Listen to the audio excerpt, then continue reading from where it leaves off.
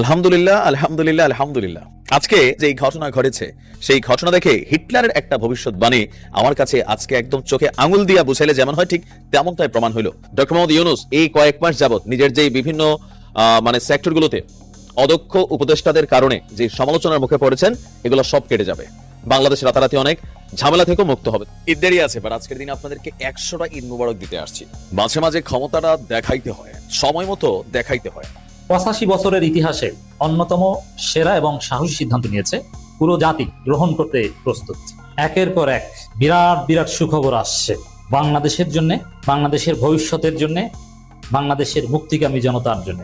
দর্শক, বাংলাদেশের পার্বত্য এলাকা নিয়ে শুরু হয়েছে ভয়াবহ ষড়যন্ত্র। আমরা কতটুকু বুঝতে পারতেছি আমরা জানি না যে আমরা কত ভয়াবহ ষড়যন্ত্রের ভিতরে আছি এবং বাংলাদেশটা কিন্তু ভাগ হয়ে যাচ্ছে, বাংলাদেশের অঞ্চলগুলো চলে যাচ্ছে। এটা একটা বৃহত্তর ষড়যন্ত্রের সুপরিকল্পিত অংশ বিশেষ। এটা আমরা কতটুকু বুঝতে পারতেছি আমরা জানি না, এবং যে কিভাবে প্রতিবেশী একটি দেশের ইন্ধনে এই ধরনের ঘটনা সংঘটিত হচ্ছে এবং যার মূল উদ্দেশ্যই হচ্ছে ছাত্র শিবিরের গোয়েন্দা বিভাগের ভয়ে দিশেহারা অবস্থা হয়ে গেছে র এবং মোসাদের সদস্যদের। যে ছাত্র শিবির শেখ হাসিনার গদি তছনছ করে দিয়েছে সেই শিবিরকে বলে গুপ্ত শিবির। পাহাড়ে যে অশান্তি সৃষ্টি করে রেখেছে, ভারতের এই কাজে ইন্ধন জুগিয়েছে, সহযোগিতা করেছে বাংলাদেশের। ভারত যদি আমাদের দেশে প্রবেশ করে তাহলে আমাদের 50 লক্ষ যুবক ভারতের সাথে যুদ্ধ করবে, 25 লক্ষ সরাসরি যুদ্ধ করবে, আর 25 লক্ষ ভারতের 7 সিস্টারে ঢুকে যাবে এবং তাদের 7 সিস্টারকে খান খান করে দিবে। আমার মনে হয় উনি 50 লক্ষ কম বলেছেন, আমার মনে হয় এটা 5 কোটি বলতে গিয়ে উনি 50 লক্ষ বলেছেন। আপনাদের সকলের প্রিয় সাকিব আল হাসান, তিনি শেখ হাসিনাকে ফ্যাসিস্ট, খুনি, হাজারো মায়ের বুক খালিকারি, হেলিকপ্টার দিয়ে নিজের জনগণকে গুলি করা সেই শেখ হাসিনাকে জন্মদিনের শুভেচ্ছা জানিয়েছেন। আপনাদের সবার প্রিয় খেলোয়াড়, আপনাদের সবার প্রিয় অ্যাথলেট, প্রিয় মানুষ, প্রিয় ক্রিকেটার সাকিব আল হাসান। ছাত্র শিবিরের গোয়েন্দা বিভাগের ভয়ে দিশেহারা অবস্থা হয়ে গেছে র এবং মোসাদের সদস্যদের। বাংলাদেশের উপরে ভারত তার আধিপত্যবাদ কায়েম রাখার জন্য দীর্ঘদিন ধরে পাহাড়ে যে অশান্তি সৃষ্টি করে রেখেছে, ভারতের এই কাজে ইন্ধন জুগিয়েছে, সহযোগিতা করেছে বাংলাদেশের যত বাম আছে সমস্ত বামগুলো এবং বামপন্থী দুটি পত্রিকা আছে, প্রথম আলো এবং ডেইলি স্টার। এরা প্রতিনিয়ত পাহাড়ে বাঙালিদের সাথে পাহাড়িদের সংঘর্ষ বাঁধিয়ে দেওয়ার জন্য এবং পাহাড় থেকে বাঙালিদেরকে ফিরিয়ে আনার জন্য, সেনাবাহিনী ফিরিয়ে আনার জন্য, পাহাড়কে ভারতের হাতে তুলে দেওয়ার জন্য হেন কোনো ষড়যন্ত্র নেই, হেন কোনো প্রচেষ্টা নেই যা এ দেশীয় বাংলাদেশি নামধারী বাম সংগঠনগুলো এবং প্রথম আলো এবং ডেইলি স্টার করেনি। তারই ধারাবাহিকতায় গত 2 দিন আগে নতুন করে আবার উত্তেজনা দেখা দিয়েছে পাহাড়ে। এত মর্মান্তিক উত্তেজনা, আপনারা জানেন যে সন্তুল আরবার সময় তারা যে সন্ত্রাসী কর্মকাণ্ড পাহাড়ে চালাতো, তারই প্রেক্ষিতে সেখানে সেনাবাহিনী মোতায়েন করা হয়েছিল। শেখ হাসিনা সরকার সন্তুল আরবার সাথে শান্তি চুক্তি করেছিল। সেই শান্তি চুক্তির পরেও, শান্তি চুক্তির আড়ালে এই সুযোগ নিয়ে সন্তুল আরমা পাহাড়কে তথা ওই 3 পার্বত্য জেলাকে ভারতের সাথে একীভূত করার জন্য, তারা ভারতের সাথে মিশে যাওয়ার জন্য বাংলাদেশের বিরুদ্ধে ষড়যন্ত্র করে গেছে। সন্তুল আরমা আজ নাই, তার প্রেতাত্মারা, তার উত্তরসূরিরা আজ ঠিকই বাংলাদেশকে ছিন্ন ভিন্ন করার জন্য, পার্বত্য চট্টগ্রামকে বাংলাদেশ থেকে বিচ্ছিন্ন করার জন্য তারা ভারতের সাথে একীভূত হতে চায়, ভারতের সাথে তারা থাকতে চায়। এই মর্মে যখনই সুযোগ পায় কোনো না কোনো শ্রোতায় তারা মাথাচাড়া দিয়ে ওঠে। সম্প্রতি নতুন করে আবার তাদের সন্ত্রাসী কর্মকাণ্ড মাথাচাড়া দিয়েছে। একজন মারমা মেয়ে ধর্ষিত হয়েছে, সেই ধর্ষণের ঘটনায় তারা নতুন করে আন্দোলন, সংগ্রাম এবং অবরোধ শুরু করেছে।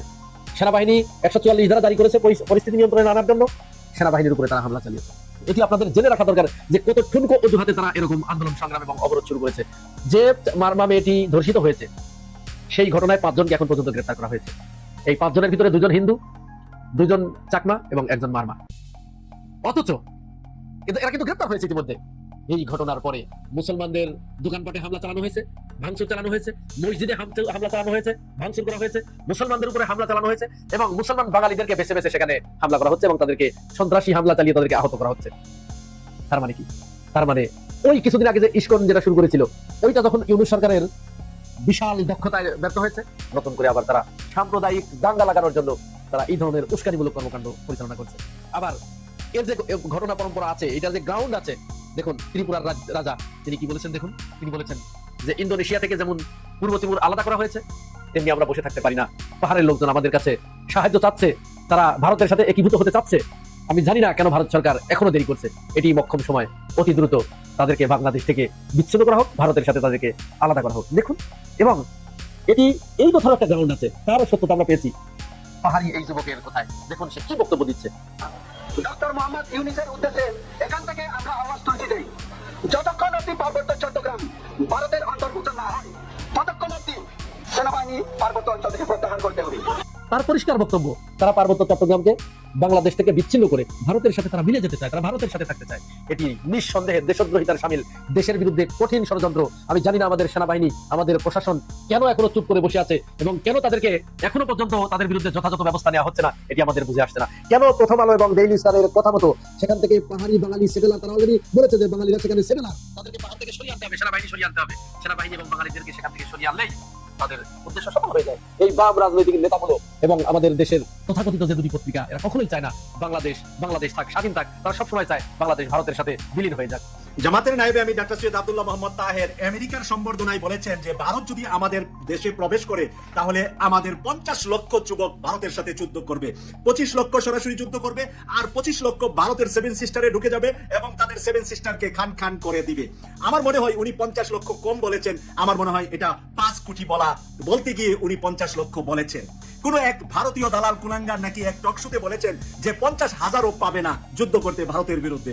এই কুলাঙ্গাররা এখনো বাংলাদেশে কিভাবে বসবাস করে, আবার এখনো ভারতের দালালি করে, এইগুলা আপনারা কেন এই দালালদেরকে সুযোগ দেন বিভিন্ন টকশোতে কথা বলতে? এই জন্য এটা আমার প্রশ্ন। ডক্টর মোহাম্মদ ইউনূসের যারা ফ্যান ফলোয়ার আছেন তাদের জন্য সম্ভবত এটা একটা ভালো খবর, পাশাপাশি এনসিপির জন্য। বাট আমার কাছে মনে হয় যে এই ইন্টারিমের সাথে যারা কানেক্টেড আছেন তাদের জন্য এই সংবাদ অনেকটা পিসফুল সংবাদ, অথবা ধরেন মেরুদণ্ডটা থাকে না একটু টান টান সিনাটা রাখা, ওই টাইপের সংবাদ। আমরা অনেকে ভাবছি যে ডক্টর মোহাম্মদ ইউনূসের প্রতি পশ্চিমা বিশ্বগুলো বা পশ্চিমা যে রাষ্ট্রগুলো আছে এই ইন্টারিমের প্রতি তারা অনেকেই সমর্থনটা তুলে নিয়েছেন বা ওইভাবে তিনি আসলে সাপোর্ট পাচ্ছেন না, যেমনটা doctor Mohammad Yunus as a Nobel laureate তিনি যে ভূমিকা রাখতেন, অথবা তিনি যখন পশ্চিমা রাষ্ট্রগুলোতে যেতেন তো সেখানে আমরা দেখতাম যে সেই দেশগুলোর রাষ্ট্রপ্রধান অথবা রাষ্ট্রের খুবই গুরুত্বপূর্ণ কর্তা ব্যক্তিরা ওনাকে ইনভাইটেশন করতো, বিভিন্ন ধরনের সম্মান দিত। বাট ইন্টারিম দায়িত্ব নেওয়ার পরে আমরা দেখলাম যুক্তরাজ্যে গেলেন, যুক্তরাজ্যের প্রধানমন্ত্রী স্টার কিয়ারবার তিনি তার সাথে দেখা করলেন না। তারপর ফ্রান্সেও একই ঘটনা, ইতালিতে আমরা শুনলাম যে প্রধানমন্ত্রী আসার কথা ছিল, আসলো না। তো সকল কিছু মিলিয়ে তার প্রতি যে বিশ্ব নেতাদের সমর্থন সম্ভবত সেটা কমে গেছে। আর এর পাশাপাশি যে বৈদেশিক বিনিয়োগ আমরা দেখলাম যে ইন্টারিমের মধ্যে ওই লেভেলের যে ডক্টর মোহাম্মদ ইউনূস বাংলাদেশের রাষ্ট্রপ্রধান সারা পৃথিবী থেকে মাছির মতন ঝাঁকে ঝাঁকে বিনিয়োগকারী আসবে, দেশের অর্থনীতি বদলাই যাবে, এই যে আমাদের পারসেপশন ছিল সেখানে আমরা ভাটা দেখলাম। এর মাঝখানে এই সরকারের বিরুদ্ধে রাজনৈতিকভাবে বিএনপি বলেন, জামাত ইসলাম বলেন, এনসিপি বলেন, জাতীয় পার্টি বলেন, আওয়ামী লীগ তো অদৃশ্যভাবে আছে। তো বিএনপি এই মুহূর্তে কিছুটা খুশ থাকলেও বাকিরা যথেষ্ট না খুশ। আর যখন বুঝতে পারে যে পশ্চিমা কানেক্টিভিটিটা সরে গেছে, সো আরো শক্ত হবে। কিন্তু এর মাঝখানে এই মুহূর্তে ডক্টর ইউনূসের জন্য আশীর্বাদ হয়েছে যেটা এই যে জাতিসংঘে তিনি এই মুহূর্তে সাধারণ অধিবেশনে যোগ দিতে গিয়েছেন, সেখানে বিশ্ব নেতাদের সাথে ওনার একটা বৈঠকের সুযোগ হয়েছে। কারণ পৃথিবীর নামি দামি রাষ্ট্রগুলো প্লাস পশ্চিমা রাষ্ট্রগুলো তারা কিন্তু সবাই এই অধিবেশনে যোগ দিতে আসছেন। তো এর ফলে হলো কি, সেখানে তিনি অনেকের সাথেই দেখা সাক্ষাৎ করলেন। আর এর ফাঁকে বিশ্ব নেতাদের সাথে এই বৈঠকটাতে একটা গুরুত্বপূর্ণ জিনিস তিনি যেটা পাইলেন সেটা হচ্ছে ম্যান্ডেট বা সমর্থন। দর্শক, ডক্টর ইউনূস এবং তার অন্তর্বর্তীকালীন সরকারকে পূর্ণ সমর্থন জানাতে নিউ ইয়র্কে তার হোটেল সুটে একত্রিত হয়েছিল বিশ্বের বিভিন্ন প্রভাবশালী নেতা। এখন আমি জানি না যে জাতিসংঘের প্রোগ্রামের মধ্যে কি এরকম ছিল যে ডক্টর ইউনূসকে সমর্থন জানাতে বিশ্ব নেতারা একত্রিত হবেন। এখন হয়েছেন, আমরা গণমাধ্যমে দেখছি। এই সময় তারা বাংলাদেশকে এই গুরুত্বপূর্ণ সময়ে সহযোগিতা এবং গুরুত্বপূর্ণ পরামর্শ দেওয়ার অঙ্গীকার করেন। দুধের স্বাদ ঘোলে মিশছে।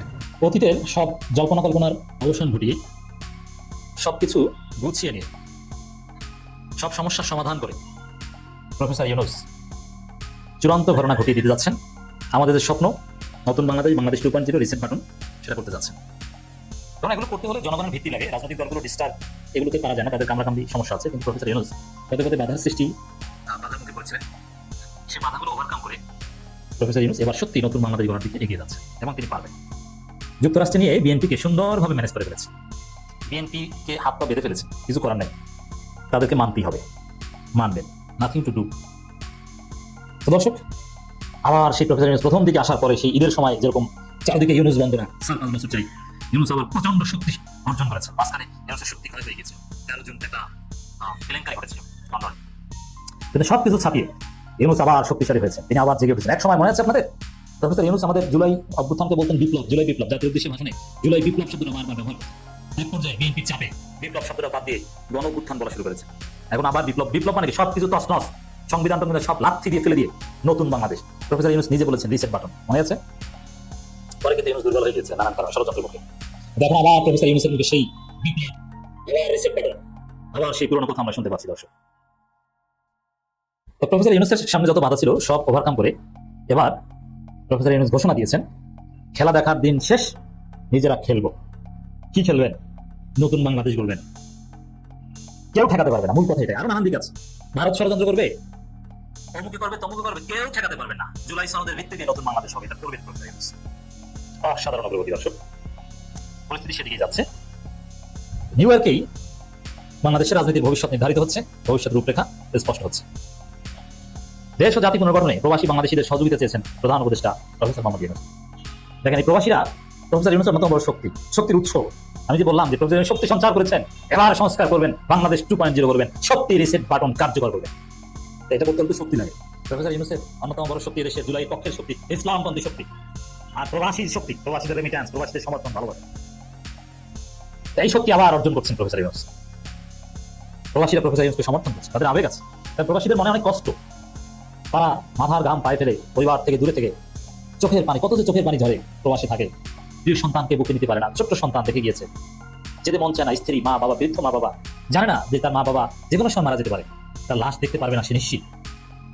80 বছর 85 বছর হয়েছে, মারা গেলে সে আসতে পারবে না, জানে, জাস্ট খবরটা শুনে ইন্নালিল্লাহ করতে হবে আর আল্লাহর কাছে দোয়া করতে পারবে, লাশটাও দাফনও করতে পারবে। এই প্রবাসীদের জীবন যে কত কষ্টের, স্ত্রীকে স্পর্শ করতে পারে না, সবচেয়ে কষ্ট এদের ছোট্ট শিশু সন্তানের জন্য। এটা যারা প্রবাসে থাকে তারা বুঝবে, শুধু আমি আপনি ওইভাবে বুঝবো না, যারা আমরা পরিবার সহ থেকেছি বা থাকেন আপনারা বুঝবেন না, আমরা বুঝবো না।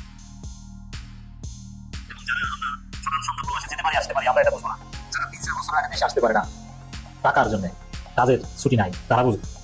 এই প্রবাসীদের অনেক কষ্ট, জানি এত কষ্ট করে বাংলাদেশি টাকা পাঠাই, সে বাংলাদেশি দুর্নীতি, আমার পরিবার অরক্ষিত, আমার কষ্টের টাকা টাকার সুফল পায় না, দেশ চলে অথচ সুশাসন নাই, আমার পরিবার কোন একটা সরকারি সুবিধা